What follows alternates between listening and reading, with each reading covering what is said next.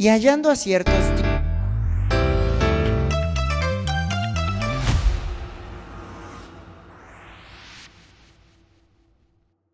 ellos le dijeron, ni siquiera hemos oído si hay un Espíritu Santo. Lo repetimos, ni siquiera hemos oído si hay un Espíritu Santo. Versículo 3, entonces Pablo les dice, les pregunta, ¿en qué pues fuisteis bautizados? Ellos dijeron, en el bautismo de Juan. Versículo 4, dijo Pablo, Juan bautizó con bautismo de arrepentimiento, diciendo al pueblo que creyesen en aquel que vendría después de él, o sea, el Señor Jesucristo. Versículo 5, cuando oyeron esto, fueron bautizados en el nombre del Señor Jesús. Y habiéndoles impuesto Pablo las manos, vino sobre ellos el Espíritu Santo, y hablaban en lenguas y profetizaban. Concluimos ahí el versículo 6. ¿Cuál es el contexto en el que Pablo llega a Éfeso? Pablo llega a Éfeso, que como ya habíamos platicado y como ya lo sabemos, era una ciudad profundamente idólatra. Encontramos que ahí se habían erigido varios de los templos a diosas de la fertilidad. Teníamos también una ciudad grande, importante para el comercio, grande también en tamaño. Hablamos más o menos de 300,000 habitantes. Y pues sin duda alguna para aquellos que estaban en la labor de plantación de iglesia, para los apóstoles, para los evangelistas, era una ciudad estratégica en el tema de plantación de iglesias. Segundo, ¿de quiénes escuchamos hablar aquí? De Apolos. Apolos era un predicador, un evangelista que se dedicaba a mencionar a predicar el evangelio de Cristo. Sin embargo, lo veíamos que en capítulos anteriores incluso se habla con él para instruirle respecto al evangelio, y pues ya él se dedicó a eso. Entonces, por alguna razón, Apolos ya se había ido y Pablo llega. Pablo en este viaje misionero llega a Éfeso y pues se dedica a esparcir, como siempre lo hacía, el mensaje de Cristo.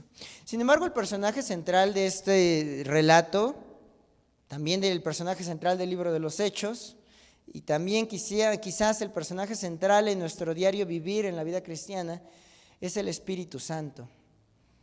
Sin embargo, vemos en el versículo 2 que le responden a Pablo, ni siquiera hemos oído si hay un Espíritu Santo. Esto nos lleva a la pregunta, ¿quién es el Espíritu Santo? Vamos a orar, hermanos míos. Amado Dios, Jesús daba la promesa del Espíritu y le decía a sus discípulos, no se turbe nuestro corazón, no tengan miedo. Les conviene que yo me vaya. Les conviene que yo me vaya porque va a venir un consolador. El Señor Jesucristo nos decía, la paz os dejo, mi paz os doy, y no la doy como el mundo la da. Y este consolador que ha de venir les va a recordar todo lo que les he dado, decía el Señor Jesucristo. Mas el consolador, el Espíritu Santo, a quien el Padre enviará en mi nombre, Él va a enseñarles todas las cosas. Señor, damos gracias por tu palabra, porque es una guía para que nosotros no nos perdamos. Es una guía, Señor, para conocerte. Es la inspiración, Señor, es la palabra inspirada. Y a través de ella podemos conocerte, Señor, podemos vivir la vida en esta tierra agradándote y sirviéndote solamente a ti. Señor, dándote la gloria únicamente a ti y reconociendo, Señor, que no podemos vivir ni pretender vivir una vida cristiana alejado de lo que dice tu palabra. Te pedimos, Señor, que abras nuestro entendimiento, que en todo momento podamos estar receptivos y atentos a lo que tú quieres enseñarnos como iglesia, y que esto pueda servir para una vida práctica de honra y de gloria a tu nombre. En el nombre de Jesús, amén. Y mis hermanos, les preguntaba, ¿quién es el Espíritu Santo? Porque se ha hablado mucho respecto al Espíritu Santo y casi pareciera ser que como Iglesia Universal tenemos hasta cierto conflicto cuando hablamos de la persona del Espíritu. Porque nos hemos ido a dos extremos. Por un extremo hemos asignado cosas al Espíritu Santo que nada tienen que ver con Él. Hay quienes dentro de la iglesia a veces han llegado a pensar que el Espíritu Santo es el poder de cuando alguien pone manos y que es la fuerza que sale de Dios. Y por otro lado, ha habido otro segmento o otra parte de la iglesia que, con la intención quizás de no caer en este extremo del otro lado, hemos simplemente decidido, no vamos a hablar el tema. Y hablamos sobre que Dios nos creó y sobre que Jesucristo hizo una obra y sobre que Dios está con nosotros y le oramos al Padre, pero pareciera ser que a veces omitimos que existe el Espíritu Santo. Sin embargo, lo decía hace unos momentos, casi el libro de los Hechos debería de ser llamado los Hechos del Espíritu Santo. Entonces vamos a regresarnos hasta Génesis 1. Dice en el segundo versículo de la palabra, Génesis 1:2, que la tierra estaba desordenada y vacía y que las tinieblas estaban sobre la faz del abismo. La parte B de este versículo 2 dice, y el Espíritu de Dios se movía sobre la faz de las aguas. Entonces el Espíritu, pues ya estaba ahí desde el comienzo. Segundo, en el mismo capítulo 1, en el versículo 26 nos dice, estamos hablando de cuando cuando el Señor crea al hombre, pero la redacción siempre ha sido extraña y dice, entonces dijo Dios, hagamos al hombre a nuestra imagen conforme a nuestra semejanza. Aquí vemos al Elohim hablando con un título en plural, Elohim es plural, pero usado en singular. Dijo Dios, hagamos. Entonces nuevamente aquí vemos que el Espíritu Santo es partícipe del dar vida. El Espíritu Santo está desde el inicio y el Espíritu Santo está participando en la creación del hombre porque dice hagamos. ¿Quiénes son los otros integrantes de esto? Es el Dios Padre y el Verbo, que es Cristo. Entonces vemos cómo había esta perfecta sintonía dentro de la Trinidad. Continuando un poco más hasta las últimas partes de la palabra, la segunda carta de Pedro, en su capítulo 1 de igual manera, segunda carta de Pedro, en su capítulo 1, versículo 21, está hablando el apóstol Pedro diciendo, porque nunca la profecía fue traída por voluntad humana. Si decimos nunca, hablamos de antiguo, pero también desde el Antiguo Testamento hasta los días en los que lo estaba diciendo. Nunca la profecía fue traída por voluntad humana, sino que los santos hombres de Dios hablaron siendo inspirados ¿por quién? Por el Espíritu Santo. ¿Qué nos dice esto, mis hermanos? Que las Escrituras fueron literalmente inspiradas por el Espíritu de Dios, por el Espíritu Santo. Una cosa más, y quizás ya resultaría bastante obvio, pero cuando el Señor Jesús estaba dando la gran comisión, en Mateo 28, en su versículo 29, cuando está diciendo por tanto, ya habló de que la autoridad les dada, está diciendo por tanto id y haced discípulos a todas las naciones, bautizándolos en el nombre de ¿quiénes? En el nombre del Padre, en el nombre del Hijo, pero también en el nombre del Espíritu Santo. Ordena bautizar en el nombre del Padre, en el nombre del Hijo y del Espíritu Santo. ¿Qué nos dice esto? ¿A qué conclusión llegamos? Porque también ya hablaron en sermones pasados respecto a este tema. El Espíritu Santo, mis hermanos, es plenamente Dios. El Espíritu Santo es totalmente Dios. No es una fuerza, como decíamos hace unos momentos, no es un poder que sale de algún lado, no es la expresión del poder de Dios. El Espíritu Santo es plenamente Dios. Leíamos en que desde Génesis 1:2, el Espíritu de Dios se movía por la faz de la tierra. No existió un momento en el que Dios fuera solamente Dios Padre. No existió un momento donde únicamente fueran Dios Padre y Dios Hijo. Porque nos dice el Evangelio de Juan que en el principio el Verbo era con Dios y que el Verbo era Dios. Dios existe eternamente y a veces esto nos cuesta mucho trabajo entenderlo, pero Dios existe eternamente como Dios Padre, como Dios Hijo y como Dios Espíritu Santo, como un Dios trino, como esta perfecta Trinidad. Por lo tanto, mis hermanos, todo lo que podamos afirmar de Dios Padre, lo podemos afirmar de Jesús. Por eso Jesús le decía, cuando le preguntaban, muéstranos al Padre, y decía, oigan, tanto tiempo he estado con ustedes y me piden eso. Quien me ha visto a mí ha visto al Padre. Todo lo que podemos afirmar del Padre podemos afirmar de Jesús. Pero también todo lo que podemos afirmar del Padre o del Hijo, podremos afirmar en cuanto a naturaleza, en cuanto a atributos, lo podemos afirmar del Espíritu Santo. De hecho, y prestemos mucha atención a esto, mis hermanos, la derramación del Espíritu Santo en Pentecostés es el cumpleaños de la iglesia. ¿Lo han pensado de esta manera? La iglesia surge cuando el Espíritu Santo es derramado en el Pentecostés. Y decía un pastor llamado Greg Allison que, pues en cierto modo nosotros así como celebramos la Semana Santa o como celebramos la Navidad, dice, debería de ser uno de los acontecimientos más importantes que la iglesia celebrara, porque es el cumpleaños de la iglesia, el derramamiento del Espíritu Santo en el Pentecostés. Pero bueno, dice Romanos 8:9, dando seguimiento a lo que íbamos viendo, el Espíritu Santo es completamente Dios.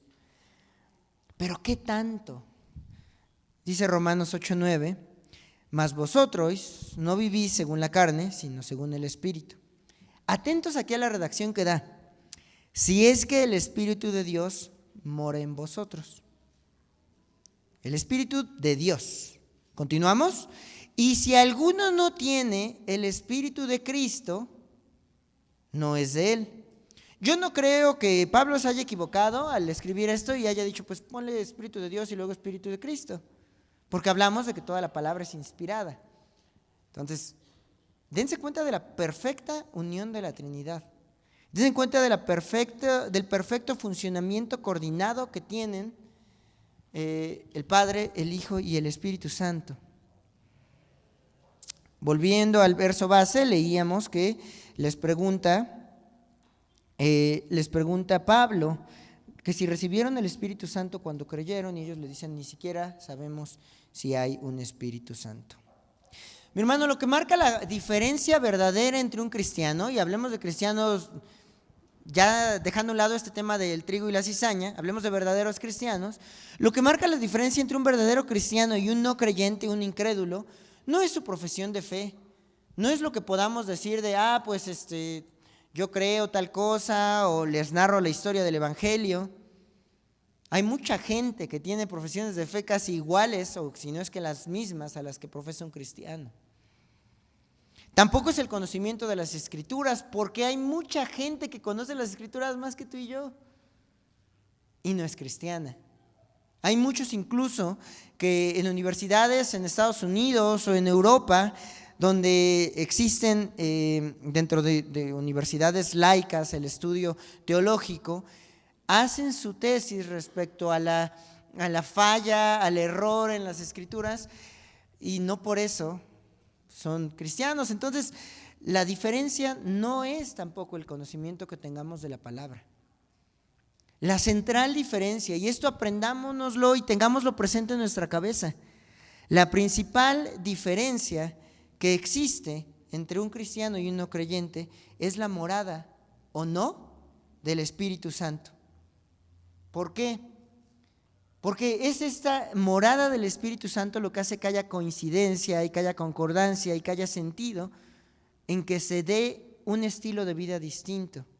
Y la morada del Espíritu Santo es la evidencia de que alguien creyó, pero también la morada del Espíritu Santo da muestra de que existe la presencia del Padre y del Hijo en nuestras vidas. ¿Te das cuenta, mi hermano, lo importante que empieza a ser esto? Entonces, una vez que ya vimos quién es el Espíritu Santo, vamos a pasar a la obra del Espíritu Santo.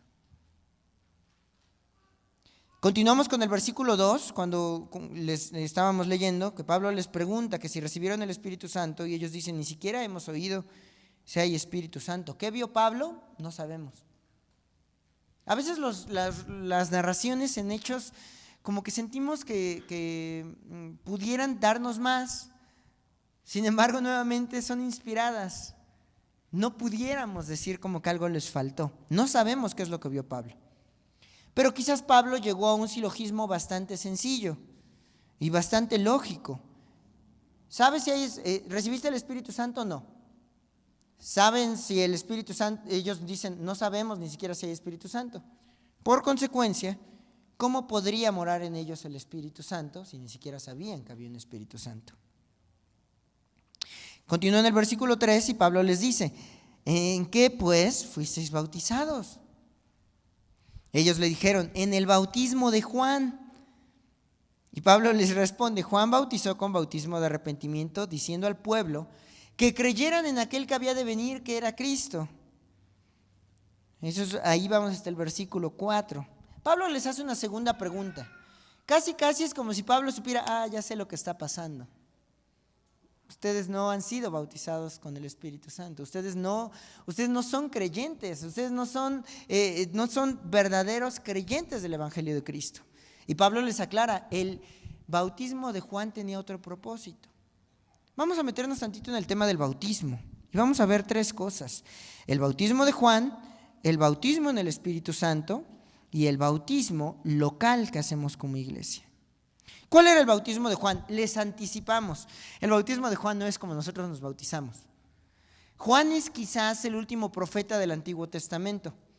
Y a lo mejor nosotros pensábamos que el Nuevo Testamento pues inicia en Mateo y ya se nos narra en los evangelios el tema de Juan el Bautista,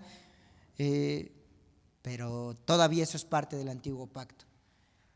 Es lo último, casi hagan de cuenta que es la última partecita del Antiguo Pacto, entra Juan el Bautista. Juan el Bautista hacía un llamado a creer en aquel que había de venir. Por eso ya no es nuestro bautismo, porque pues Cristo ya vino.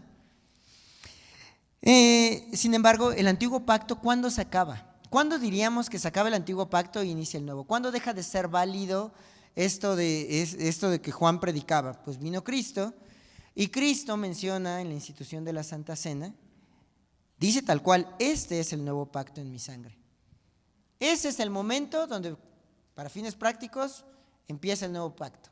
Se da nacimiento a todo lo que viene después. La iglesia, la muerte y resurrección de Cristo, se ratifica al día siguiente con la sangre derramada en la cruz, y ese es el nuevo pacto. Pero hasta ahí, todo lo que vemos del ministerio de Cristo cuando enseñaba, todavía, de hecho en muchas disertaciones Jesús lo menciona. Jesús habla sobre la ley, Jesús habla sobre los profetas, Jesús habla sobre los estatutos del Señor, Jesús habla sobre lo que dice la palabra. Pero en este momento, que ya es ratificado al día siguiente en la cruz el nuevo pacto, Juan incluso hablaba en Mateo, y Juan decía en Mateo 3:11, que iba a haber otro bautismo. Juan no decía van a seguir eternamente con este bautismo creyendo en el que ha de venir porque Cristo ya estaba aquí. Entonces Juan apuntaba a que iba a haber otro bautismo. ¿De cuál bautismo estamos hablando? Pues vamos a justamente ver el tema que les decía del bautismo del Espíritu Santo. ¿Cómo se da la conversión, mis hermanos, en el creyente? Es un proceso que a lo mejor cada uno de nosotros diría, pues es el arrepentimiento y fe, somos conscientes de nuestros pecados, recibimos a Cristo en nuestro corazón, le entregamos las riendas de nuestra vida, sí. Pero ¿cómo se va dando? Y vamos a ver el papel del Espíritu Santo en ello. Decía, en Hechos 16 se narra la historia de Lidia.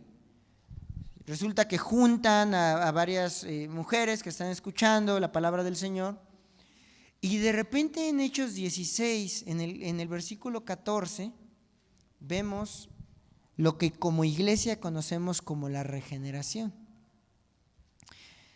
Vemos, vamos a leerlo. Hechos 16, versículo 14. Dice así: Un día de reposo salimos fuera de la puerta junto al río donde solía hacerse la oración y sentándonos hablamos a las mujeres que se habían reunido, dice el versículo 13. Versículo 14, entonces una mujer llamada Lidia, vendedora de púrpura de la ciudad de Tiatira, que adoraba a Dios, estaba oyendo, o sea, estaba escuchando la palabra. Y el Señor abrió el corazón de ella para que estuviese atenta a lo que Pablo decía. ¿Cuántas veces no, mi hermano, hemos hablado el Evangelio y se lo hemos predicado quizás a quien nos vende la fruta en el mercado, en el transporte público, a nuestros compañeros de trabajo, y sentimos como pues lo estoy diciendo y no parecen hacerme mucho caso? ¿Eso por qué es? Porque esa obra no es nuestra, mis hermanos, esa obra es del Espíritu Santo. El Espíritu Santo abre el entendimiento de las personas para que puedan estar receptivos al Evangelio. Si no ocurre este proceso que llamamos regeneración, esto es la regeneración, la muerte al viejo hombre y la posibilidad, la nueva naturaleza, la eliminación de la vieja naturaleza y la impartición de la nueva naturaleza para que puedan responder a Dios. Entonces, si el Espíritu Santo no abre el entendimiento, de nada sirve que nosotros seamos los mejores oradores. De nada sirve que nosotros seamos muy hábiles al hablar y que conozcamos el mensaje del Evangelio a perfección y que tengamos unos folletos. De nada va a servir, porque es el Espíritu Santo quien abre el entendimiento. Como les decía, la regeneración elimina la vieja naturaleza e imparte la nueva naturaleza que responde a Dios. Ojo, está la nueva naturaleza para responder a Dios. Todavía no está completa la conversión en este momento. Vamos a leer ahora Tito 3, versículo 5.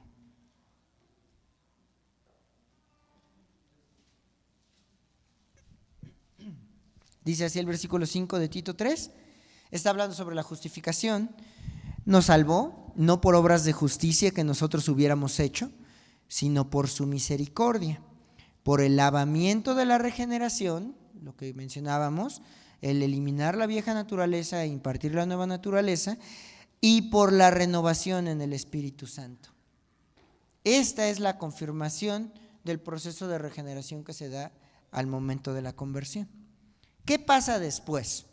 Ya que hemos sido regenerados, el Espíritu Santo es como si nos empezara a decir: mira tu pecado, mira cómo has vivido.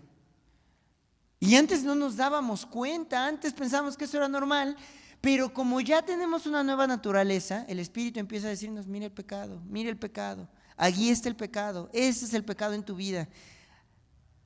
Y todos nosotros lo hemos sentido porque cuando nos convertimos fuimos conscientes de este proceso. Díganme si no.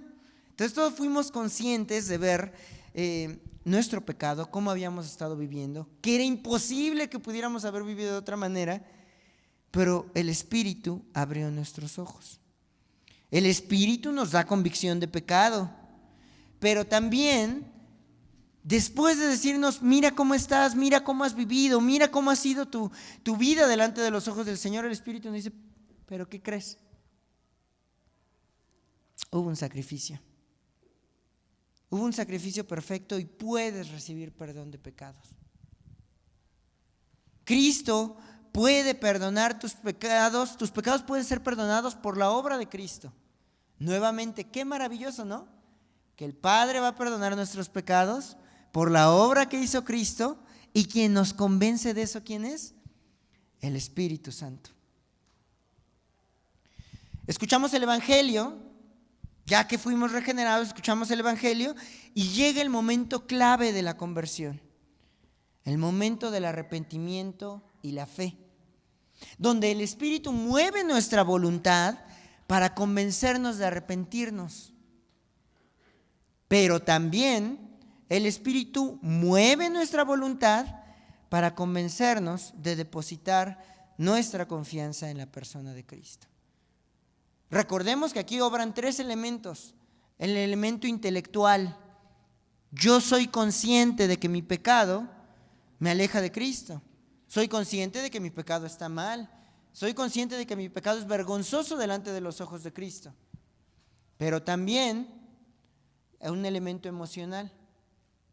Y nos sentimos mal por el pecado y nos entra la culpa y nos hace sentir pues, deshechos.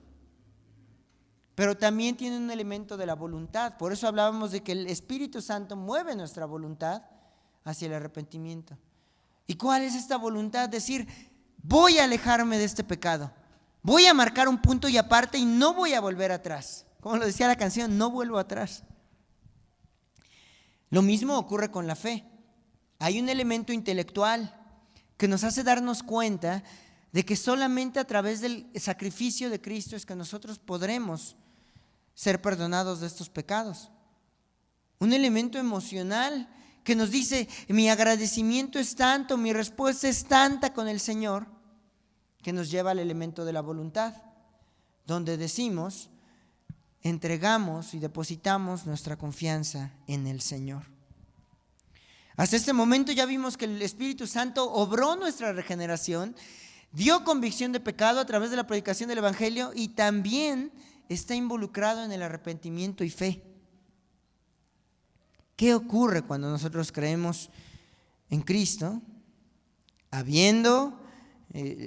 dice Efesios 1:13, habiendo creído en Cristo, Dios nos identifica y nos marca como suyos. ¿Con qué nos marca? Con el Espíritu Santo. Eso es lo que conocemos, mis hermanos, como el sello con el Espíritu Santo. Somos sellados, se nos da una garantía. ¿Una garantía de qué? De que se va a completar nuestra salvación. Nuestra salvación no va a estar completa en esta tierra. ¿Hasta qué momento? Hasta el momento en el que seamos resucitados con Cristo. Entonces, se nos da esta garantía, se nos da este sello, somos sellados con el Espíritu Santo. Y vamos a leer lo que les decía de Efesios, pero permítanme leérselos en NTV. Vamos a leerlo primero en Reina Valera.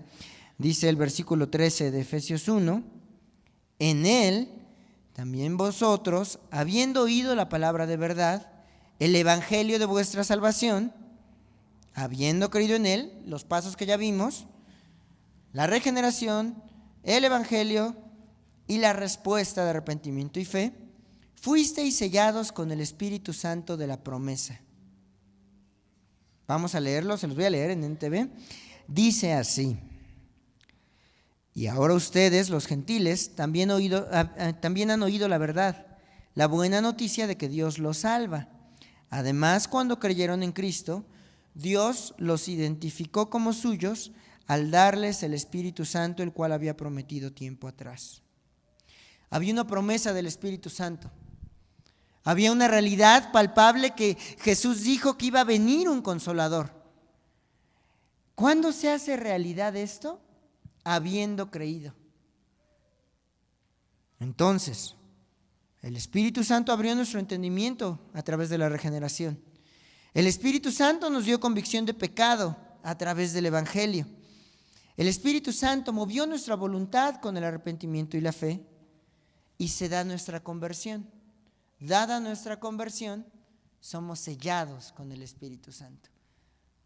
Es como si tuviéramos un pegotito aquí que dijera, es de Cristo, es hijo de Dios. Hay promesa en Él. Y como si tú y yo, mi hermano, tuviéramos pegado este pegotito y entendiéramos que es en este momento donde se da lo que conocemos como el bautismo del Espíritu Santo. Ojo, no es el bautismo de Juan, porque el bautismo de Juan llamaba hacia el que había de venir. Y ojo, no es el bautismo que conocemos localmente aquí. Es en el momento de nuestra conversión cuando se da este bautismo del Espíritu Santo. Cuando Jesús nos bautiza, nosotros recibimos el bautismo. ¿Y cuál es el elemento? ¿Qué es lo que recibimos? El Espíritu Santo en nuestras vidas. Y esto ha sido, ahorita vamos a hablar un poquito más de eso, pero esto ha sido confundido en gran manera, pero esto es lo que nos dicen las Escrituras. Ahora, entonces, ¿qué es ¿para qué me bautizo en la iglesia? Hay que tener bien claro, mis hermanos, que el bautismo local o el bautismo en nuestra iglesia no es el perdón de los pecados, porque si se dan cuenta, el perdón de pecados ya ocurrió. Este bautismo no es la reconciliación con Dios. El bautismo en nuestras iglesias, cuando nos sumergen en las aguas, no es la reconciliación con Dios. Tampoco es una manera en la que decimos, ay, pues después de bautizarme me voy a comprometer más con el Señor. No es eso. Esto es lo que no estaban entendiendo los discípulos que vemos en Hechos 19. Que el bautismo de Juan, pues no eran en realidad ellos, pues no habían entendido el evangelio. ¿Qué sí es el bautismo local? Ya que ocurrió todo este proceso de la conversión en donde el Espíritu Santo tuvo su participación esencial y donde fuimos bautizados con el Espíritu, donde ya el Espíritu mora en nosotros, lo único que es tengo el deseo, como creyente, de ir delante de mi congregación, delante de nosotros, delante de esta familia, Vida Nueva Neza, a dar testimonio público de lo que ya pasó en mi interior. No de lo que está pasando, no de lo que va a pasar, de lo que ya pasó en mi interior. Regresemos a Hechos 19, al versículo 5 de Hechos 19, siguiendo la historia de que Pablo se encuentra con estos discípulos. Y aquí lo vemos ejemplificado claramente. Ellos no habían escuchado el evangelio. Ellos habían sido bautizados por el bautismo de Juan, pero en este momento, en el versículo 5, cuando Pablo les predica evidentemente el evangelio, oyeron esto y son bautizados en el nombre del Señor Jesús. Detengámonos ahí porque lo que viene está pesadito. Entonces, mi hermano, hasta este punto, ¿qué hemos visto? Hemos visto que el Espíritu Santo es Dios y que es plenamente Dios. Hemos visto que el Espíritu Santo existió desde la eternidad y va a existir hasta la eternidad. El Espíritu Santo no llegó en el Nuevo Testamento. El Espíritu Santo siempre estuvo. Y quizás ahorita no es materia, pero sería bueno que investigáramos o que pudieras leerlo un poco en casa, todas las veces en las que el Espíritu se había involucrado en el Antiguo Testamento. La manera de operar era distinta. Conocemos a ese tiempo como la era de Dios, porque pues la comunicación más directa o quien estaba más presente era Dios Padre. Pero también el Espíritu estuvo presente cuando Jesús tuvo su ministerio aquí en la tierra. El Espíritu concibió a Jesús, para empezar por ahí. El Espíritu también en el bautismo de Jesús, cuando Jesús fue bautizado, el Espíritu descendió. Y Jesús fue lleno del Espíritu Santo y fue después que se fue al desierto. De hecho, el Espíritu lo lleva al desierto. Y eso es lo que conocemos como la era en la que Cristo estaba. Y ahorita, ¿qué le fue dado a los creyentes? El Espíritu Santo. ¿Para qué? Para que en esta, la era del Espíritu Santo, es a través de Él que sentimos y estamos con la presencia de Dios Padre y de Dios Hijo.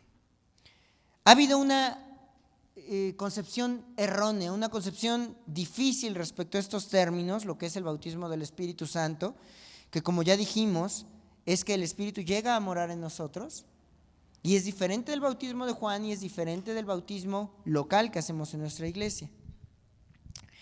Sin embargo, al leer este texto que acabamos de leer, cuando oyeron esto fueron bautizados en el nombre del Señor Jesús.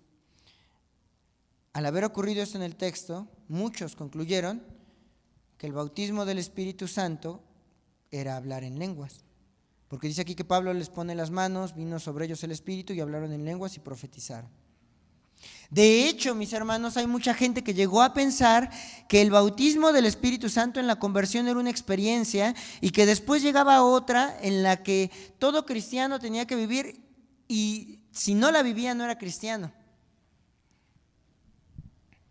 Y llegaron a decir que era necesaria esta experiencia. Entonces, quien no la viviera, aunque su vida hubiese sido transformada, aunque el Espíritu Santo morara en él, aunque hubiera creído en el sacrificio de Jesús, pues no sería cristiano porque no habló en lenguas. Y esto, mis hermanos, es completamente contrario a la revelación que nosotros vemos aquí en la palabra. Vámonos a ver por qué. Y sí creo que es importante dedicar tiempo a esto, porque son cosas que son muy delgaditas en el momento que pueden prestarse a confusión. Vamos a la primera carta a los Corintios.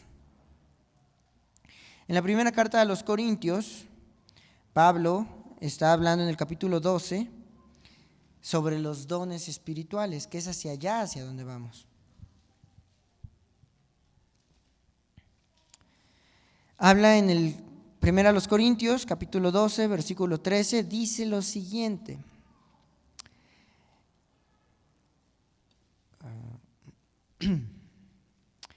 Aquí está.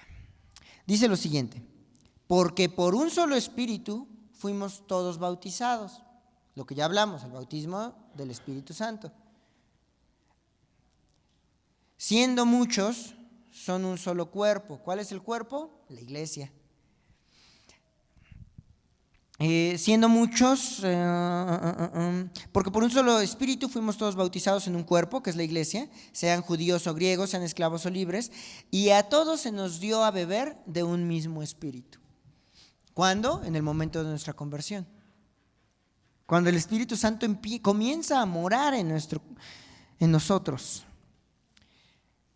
Entonces, si todos fuimos bautizados por un solo espíritu, no hay cristiano verdadero que no haya recibido este bautismo en el Espíritu Santo. Más adelante, en el versículo 30, vamos al versículo 30, Pablo pregunta de manera retórica, de esas preguntas cuya respuesta es obvia. Pablo pregunta: ¿tienen todos dones de sanidad? Obviamente no todos lo tenían. ¿Hablan todos lenguas? Pues no, tampoco. ¿Interpretan todos? No. Entonces la respuesta es no. Nuevamente, hagamos un breve silogismo. Si todos fuimos bautizados en el Espíritu Santo y no todos hablamos en lenguas, entonces el bautismo en el Espíritu Santo no es hablar en lenguas. No son la misma cosa hablar en lenguas o ser bautizados en el Espíritu Santo. ¿Sí? Ahora, podría surgir dentro de nosotros la duda: pero entonces, ¿el hablar en lenguas está mal? Eso es un tema completamente distinto. Sin embargo, ante la duda, ¿cuál es la recomendación? Cualquier cosa, mis hermanos, que ustedes digan: esto suena raro, esto no me cuadra, ¿por qué en esta iglesia hacen esto? ¿Por qué en la otra iglesia hacen lo otro? ¿Por qué se pone énfasis en estos versículos y no en los otros? Siempre que tengas esa duda, y nada más como un breve paréntesis antes de terminar, vámonos a lo que dice Mateo 7.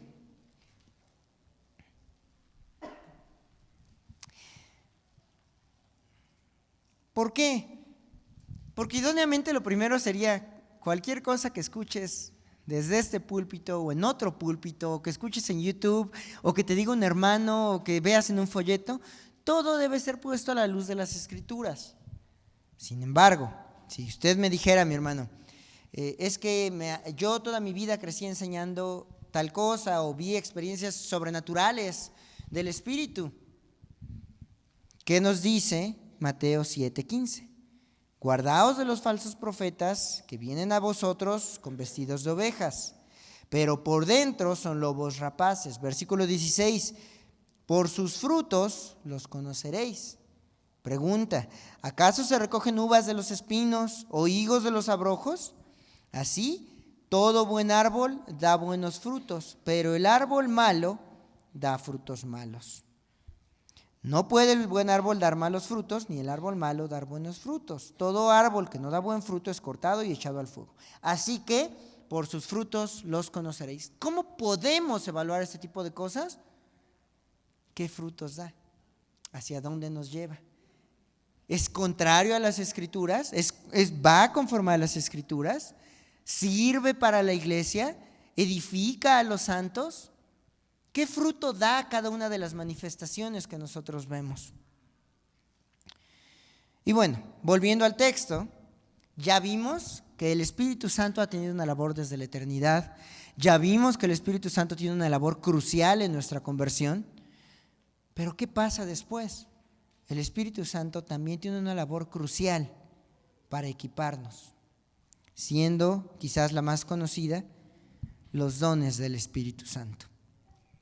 Dice Hechos 2, cuando se narra el Pentecostés, en sus versículos del 1 al 4, que estaban unánimes juntos, que estaban los discípulos juntos, y que de repente vino del cielo un estruendo como de un viento recio que soplaba, y que fue llenada toda la casa donde estaban sentados.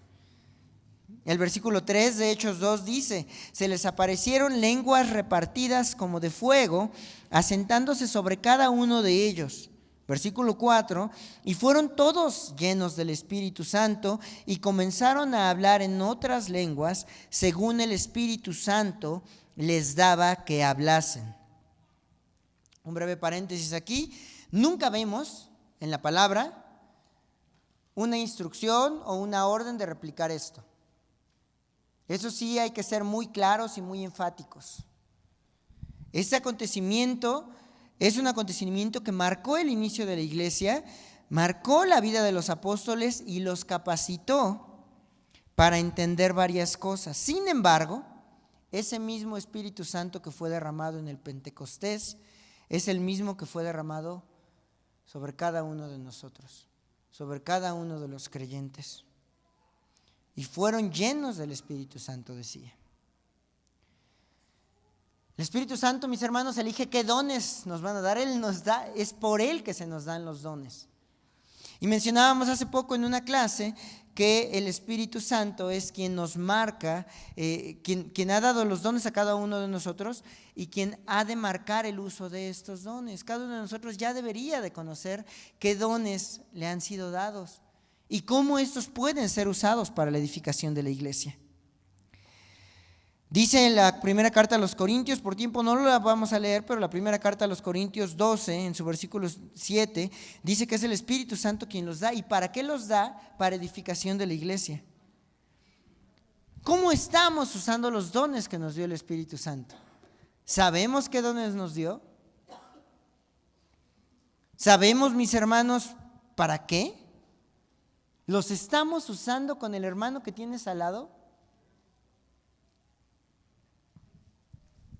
Pero a cada uno les dada la manifestación del Espíritu para provecho. Si tienes los dones, si ya los identificaste, pero no los estás usando, no están siendo de provecho, mi hermano. Porque para eso son dados. Ahora, si no los conoces, tráelo delante del Señor en oración. No conozco mis dones. No sé qué dones tengo. No sé cómo puedo servir a mi iglesia. Creo que no tengo ninguno. Cosa que sería falsa. Pero tráelo delante del Señor. Y segundo, una vez que el Espíritu ya mora en nosotros, Él nos va formando. Vamos a leer la segunda carta a los Corintios, en su capítulo 3. Estamos hablando sobre los ministros del nuevo pacto. Y dice en el versículo 18 de segunda carta a los Corintios capítulo 3, por tanto, nosotros todos, mirando a cara descubierta como en un espejo la gloria del Señor, atentos aquí, somos transformados de gloria en gloria en la misma imagen. Por eso dice que como en un espejo, como por el Espíritu Santo. Se los voy a leer en NTV nuevamente. Dice la versión NTV, así que todos nosotros, tú y yo, mi hermano, a quienes se nos ha quitado el velo cuando fuimos regenerados para que pudiéramos ver y reflejar la gloria del Señor.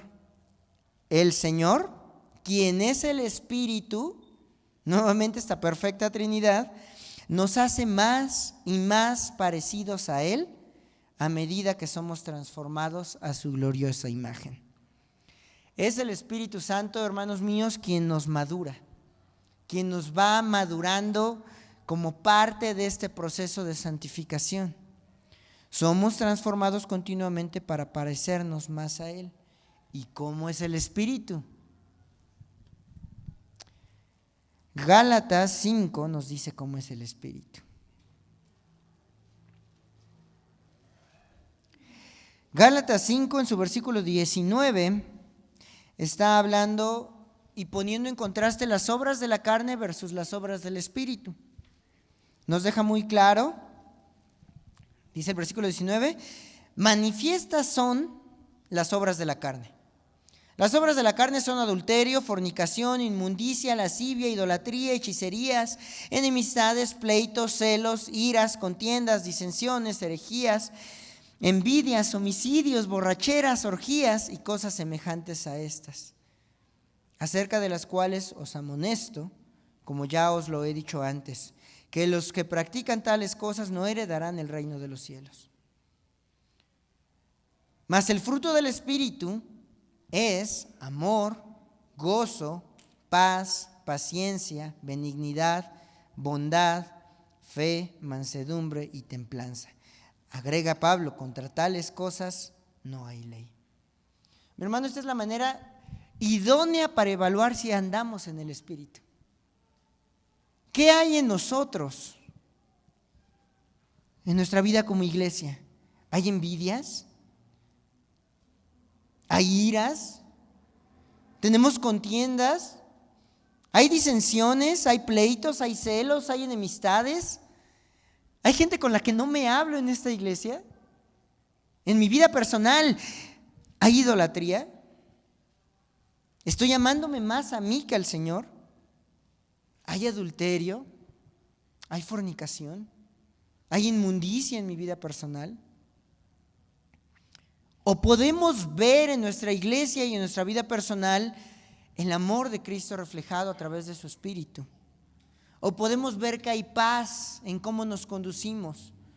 ¿O podemos ver que soy paciente con mi hermano, que hay bondad de mi parte, que tengo una fe bien cimentada, que hay mansedumbre, que hay templanza? ¿Qué es lo que vemos en nuestra iglesia? ¿Qué es lo que vemos en nuestra vida? ¿Andamos en el Espíritu o andamos en la carne?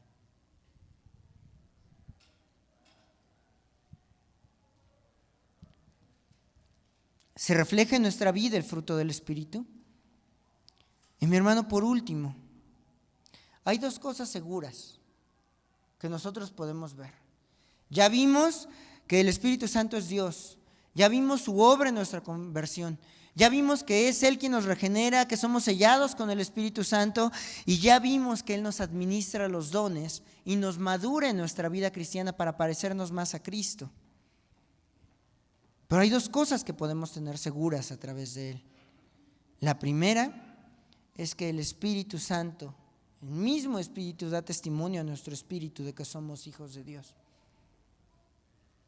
Lo dice Romanos 8:16, el Espíritu Santo da testimonio a nuestro espíritu de que somos hijos de Dios. Es por el Espíritu que sabemos que somos sus hijos.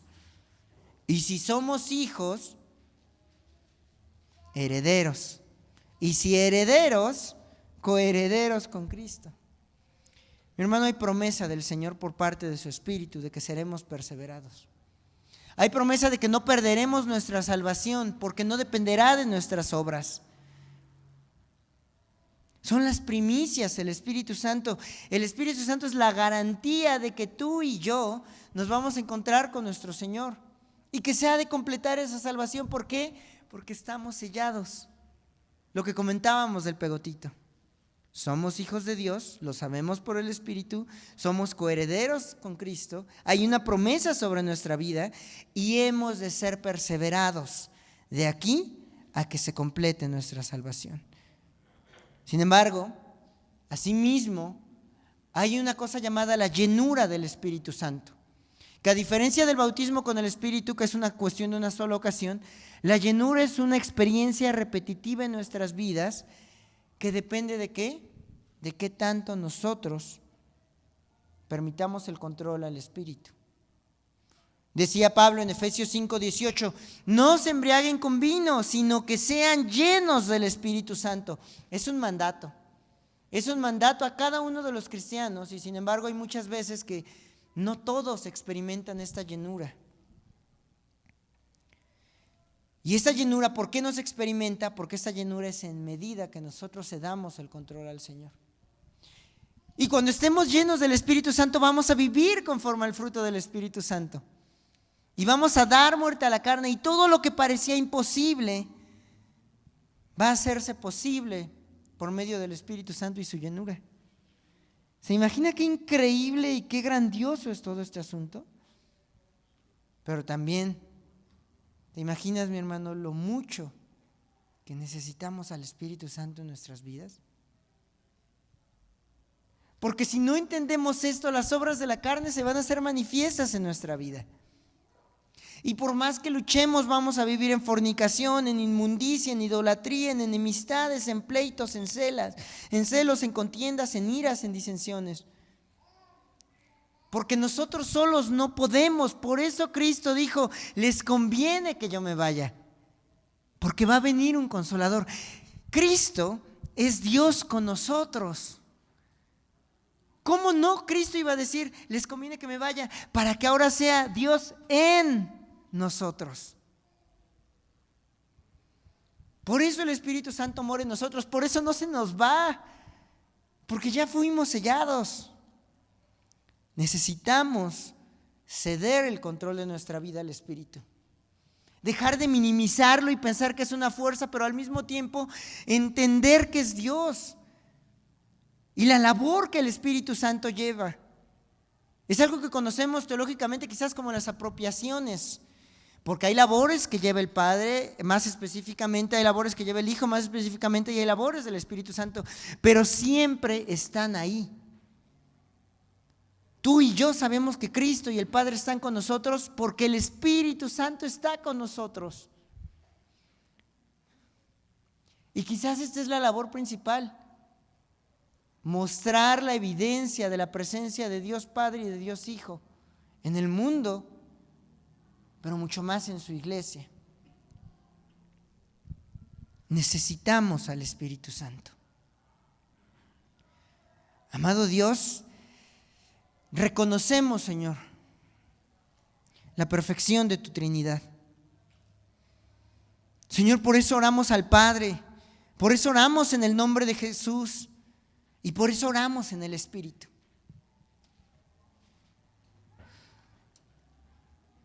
Señor, reconocemos el ministerio del Padre, reconocemos el ministerio del Hijo y reconocemos el ministerio del Espíritu Santo para regenerar, para eliminar esa vieja naturaleza y darnos una nueva naturaleza que responda a Dios. Para bautizar, Señor, y que more el Espíritu Santo en nosotros, para sellar y que sepamos que somos tus hijos. Pero también, bendito Dios, para equipar al cristiano en su vida en esta tierra. Señor, tu Espíritu nos dio dones.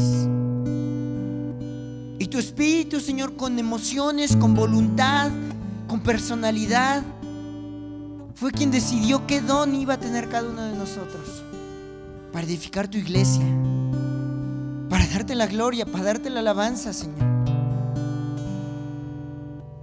Amado Dios, reconocemos nuestra incapacidad para obedecer la ley. Reconocemos nuestra incapacidad para entender siquiera el Evangelio. Pero damos gracias porque hay Espíritu Santo. Y porque tu Espíritu, Señor, juega un papel fundamental en nuestra salvación. Señor, hoy reconocemos que necesitamos de tu Espíritu. Porque vemos a nuestras familias, porque vemos a nuestros padres y porque vemos a nuestros hijos. Y vemos que a veces las obras de la carne son más manifiestas que las obras del Espíritu. Señor, vemos nuestra vida en intimidad y sabemos que no lo hemos hecho bien. Sin embargo, Señor, sabemos que el reino de los cielos está siendo formado en nosotros y que el Espíritu está trabajando en madurarnos. No queremos seguir luchando por el control de nuestras vidas, sino que queremos pedir la guianza de tu Espíritu. Señor, esa llenura que depende de cuánto nosotros estemos en condiciones de ceder nuestro control, de decir, sí, te entrego las riendas porque yo no puedo. Señor, pedimos tu llenura, la llenura de tu Espíritu, para hablar con denuedo, para hablar con valor, para usar nuestros dones en la edificación de tu iglesia, para usar nuestros dones en nuestra familia, para usar nuestros dones en darte la alabanza. Sabiendo, Señor, que en la medida que nosotros nos entreguemos a la guianza de tu Espíritu ha de ir trabajando en nosotros. Señor, pedimos llenura para mostrar el fruto del Espíritu Santo, para mostrar amor, Señor, para vivir en gozo, para tener tu paz, para ser ejercitados en la paciencia, en la benignidad, Señor, en la bondad, para que nuestra fe no falte, para que podamos ser mansos, Señor, como tú fuiste manso y humilde de corazón, y para tener dominio propio, Señor. Señor, reconocemos nuestra necesidad y al mismo tiempo nos llenamos de gozo porque sabemos que hay una esperanza.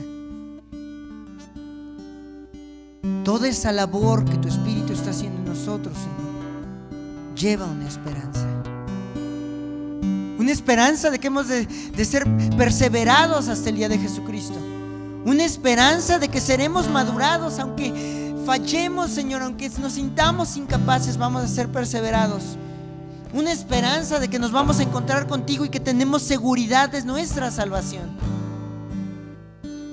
Que ese don, ese regalo que nos has dado no puede ser quitado ni siquiera por nosotros mismos. Ni siquiera nosotros vamos a poder estorbar el establecimiento del reino de los cielos en nuestra vida. Y esa seguridad, amado Dios, no tiene precio. Esa seguridad solamente tú la puedes dar. Esa santificación solamente tú la puedes obrar. Y en esta tierra el Señor Jesucristo dijo: mi Padre va a enviar a un consolador. Y ese consolador les va a enseñar todas las cosas para la gloria de Cristo Jesús. Señor, reconocemos tu santidad y reconocemos la necesidad que tenemos de tu Espíritu. Por eso el día de hoy, juntos como iglesia, reconocemos el papel de tu Espíritu en nuestras vidas. Y te pedimos, Señor, que todo esto que hemos estado estudiando pueda ser una realidad en nuestras vidas. Que reconozcamos cómo estamos y que reconozcamos también que necesitamos entregártelo todo. Todo esto, Señor, te lo pedimos,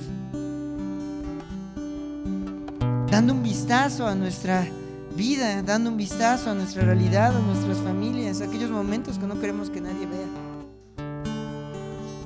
y evidenciando ahí nuestra necesidad. Señor, persevéranos a través de tu Espíritu. En el nombre de Jesús. Amén.